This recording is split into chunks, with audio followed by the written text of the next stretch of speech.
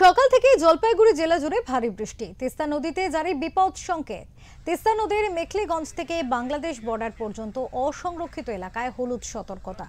পাশাপাশি NH-31 জলঢাকা নদীতে হলুদ সতর্কতা জারি করা হয়েছে বলে ফ্লাড কন্ট্রোল রুম জলপাইগুড়ি সূত্রে এমনটাই জানা যাচ্ছে।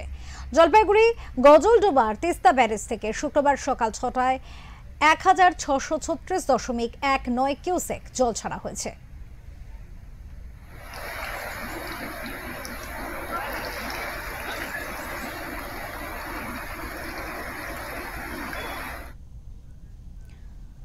এই মুহূর্তে আমাদের সাথে জলপাইগুড়ি থেকে প্রতিনিধি রয়েছেন উজ্জ্বল হোর। কথা বলবো উজ্জ্বলের সাথে, জানার চেষ্টা করবো উজ্জ্বল এই মুহূর্তে কি অবস্থা। গজলডোবা তিস্তা ব্যারেজ থেকে জল ছাড়া হয়েছে, তারপরে এই মুহূর্তে দেখা যাচ্ছে ব্যাপক জলস্তর বাড়ছে, কি পরিস্থিতি রয়েছে সেখানে?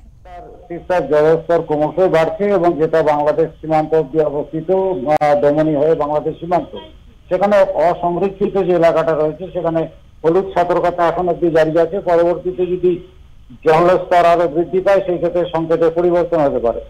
এই মুহূর্তে জলপাইগুড়ি সহ ডুয়ার্সের বিভিন্ন জায়গায় ভারী বৃষ্টিপাত চলছে। পাশাপাশি আমরা যেটা জানি যে সিকিমে প্রচুর বৃষ্টিপাত হচ্ছে এবং যার ফলে যেহেতু তিস্তার উৎপত্তিস্থল সিকিম, সুতরাং তিস্তা নদীতে আরো জল বাড়বে এবং ব্যারেজকে হয়তো সন্ধ্যে নাগাদ আরো কিছুটা জল ছাড়া হতে পারে, এমনটাই আমরা খবর পাচ্ছি। সব মিলিয়ে তিস্তার অববাহিকায়, তিস্তার সমতলের নিচের দিকে যে জনপদগুলো রয়েছে, বিভিন্ন গ্রামগুলো রয়েছে, সেই গ্রামগুলোকে সতর্ক করা হয়েছে পঞ্চায়েতের পক্ষ থেকে এবং অন্যান্য সেচ দপ্তরের পক্ষ থেকে। তিস্তা নদীর আশপাশে যে এলাকায় বসবাস করে মানুষ, তাদেরকে সতর্ক করা হয়েছে। পাশাপাশি স্থানীয় প্রশাসন, পঞ্চায়েত সমিতি, তারা সমস্ত পরিস্থিতির উপর নজর রাখছে এবং যে কোনো পরিস্থিতি মোকাবিলা করবার জন্য সিভিল ডিফেন্স সহ অন্যান্যকে তৈরি রাখা হয়েছে। অনেক ধন্যবাদ উজ্জ্বল, অনেক ধন্যবাদ।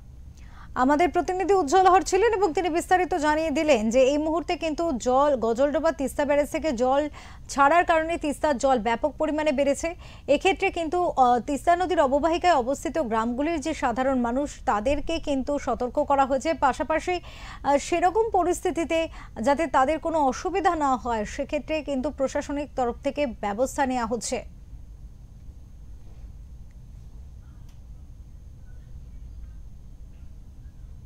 ওনার জমি গেছে নাকি?